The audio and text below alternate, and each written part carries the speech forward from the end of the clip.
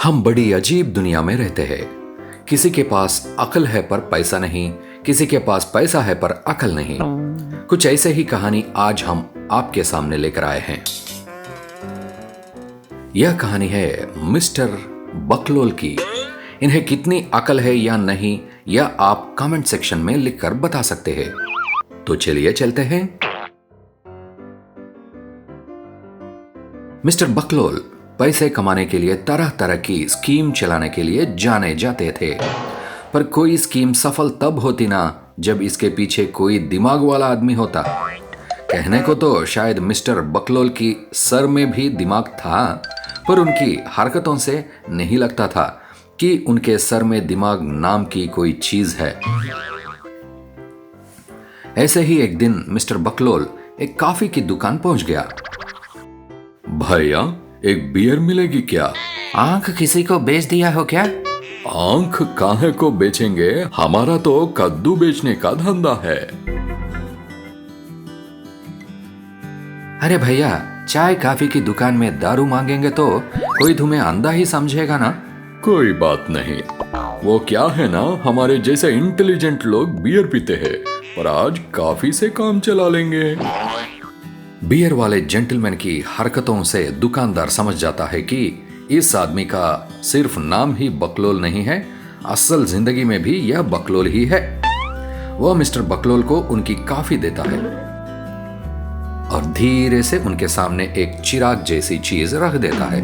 Mister बकलोल का उस पर ध्यान जाता है और वह दुकानदार से पूछता है, अरे भाई साहब, बड़ा चमकता हुआ बर्तन है, इसके अंदर कोई लाइट वाइट लगा है क्या?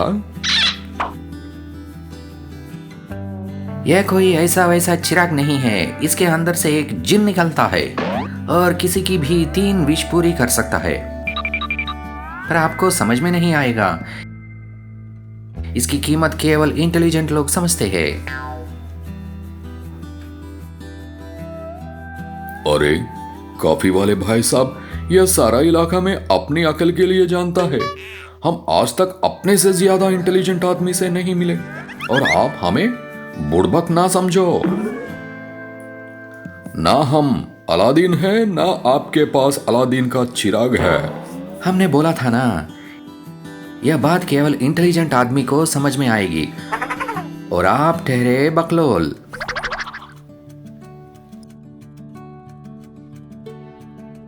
देखिए, हमें बेवकूफ बनाने की कोशिश ना कीजिए। हमने घाट घाट की कोल्ड ड्रिंक पी है। अगर इसके अंदर से सच में कोई जिन निकलता है तो निकाल कर दिखाइए। दुकानदार और मिस्टर बकलोल में बहस होने लगती है और अपनी बात को सच साबित करने के लिए दुकानदार चिराग को हल्का सा साफ करता है और जैसे ही साफ करता है उसके अंदर से धुआं निकलने लगता है और देखते ही देखते धुआं जिन में परिवर्तित हो जाता है। जिन दुकानदार से बोलता है, बोलिए मेरे मालिक, मुझे कैसे याद किया, मैं आपके लिए क्या कर सकता हूं? दुकानदार कहता है, ऐसा काम कर बेटा, यह सामने जो अंकल बैठा है इनके लिए एक चाय लेकर आ।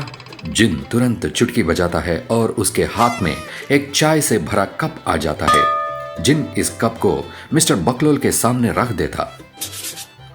यह सब देखकर मिस्टर बकलोल की आंखें फटी रह जाती है। उसे विश्वास नहीं होता कि ऐसी भी कोई चीज है। वह दुकानदार के सामने हाथ जोड़ता है और बोलता है, अरे कॉफी वाले भाई, माफ करना, मुझसे गलती हो गई। तुमसे एक रिक्वेस्ट है, क्या तुम मुझे यह चिराग बेच सकते हो? मैं इसके लिए कोई भी कीमत देने को तैयार हूं।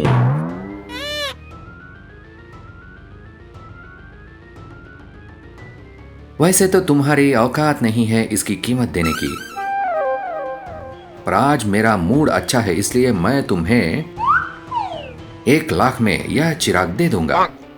पर मेरे पास ज्यादा समय नहीं है, मैं 1 घंटे में दुकान बंद करके घर चले जाऊंगा। अगर तुम्हें यह चाहिए तो 1 घंटे के अंदर पैसे लेकर आओ। यह सुनकर मिस्टर बकलोल दौड़ लगा देता है। वह अपने घर जाते हैं और सारे गहने और अपनी गाड़ी बेचकर 1 लाख लेकर आते हैं और पैसे दुकानदार के सामने रख देता है और दुकानदार से चिराग मांगते हैं। ठीक है, मैं तुम्हें यह चिराग दे तो रहा हूँ, पर इस बात का ध्यान रखना कि तुम्हारी 3 विश पूरी होने के बाद यह मेरे पास अपने आप आ जाएगा।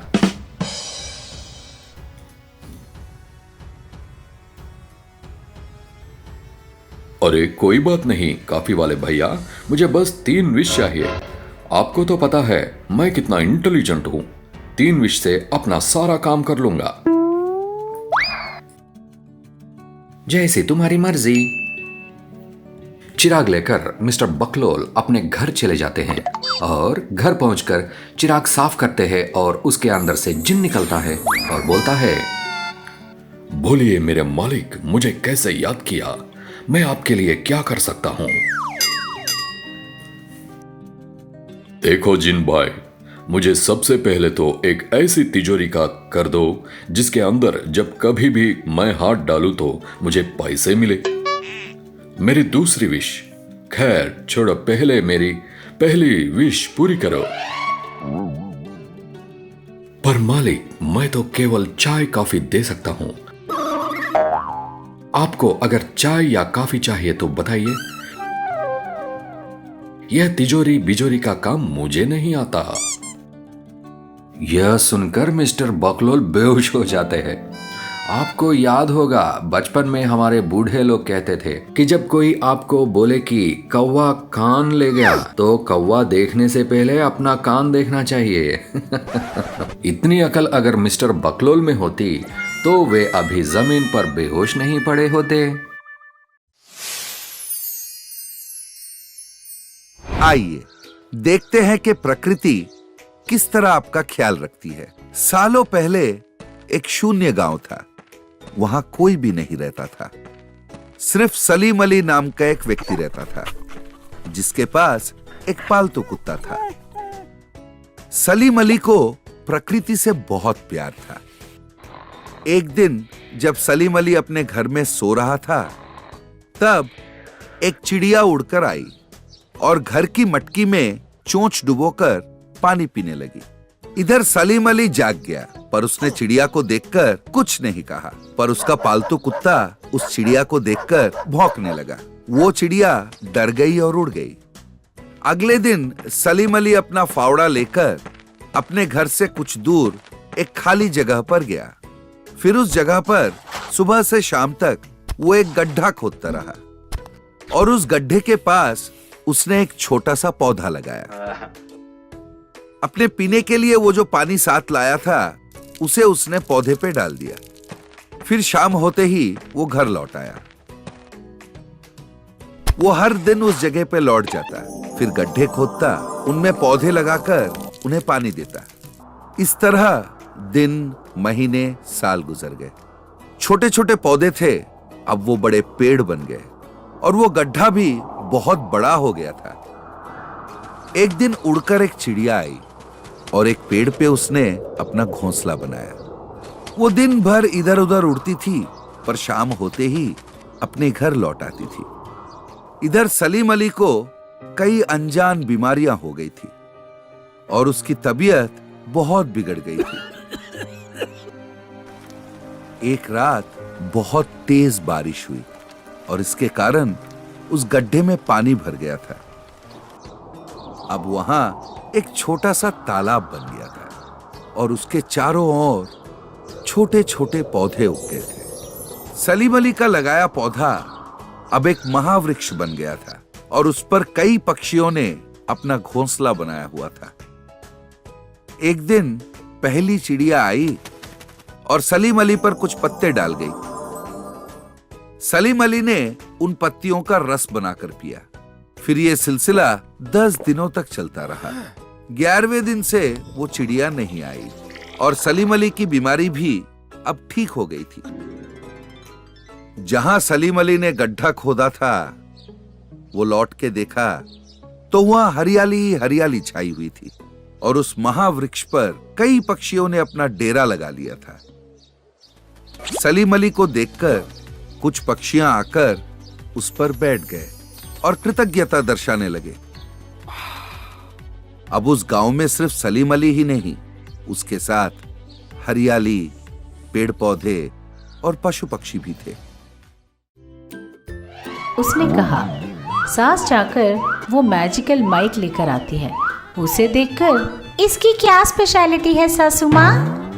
इस पर 2 बटन हैं, देखा तूने? वो पीली बटन है ना, उसे दबाने से तुम माइक में जितना भी खराब गाना गाओगी लोगों को उतना ही अच्छा सुनाई देगा। और लाल वाला बटन, उसे दबाकर तुम अगर बात करोगी तो लाउड स्पीकर की कोई जरूरत नहीं पड़ेगी। अरे सासू माँ, ये तो बहुत बढ़िया है, लाइए लाइए, अभी जाकर सारी सब्जियाँ बेच आती हूँ। ऐसा बोलकर वो उस माइक को ले जाकर सारी सब्जियाँ बेचकर अपने घर पहुँचती है। हाँ, सारी सब्जियाँ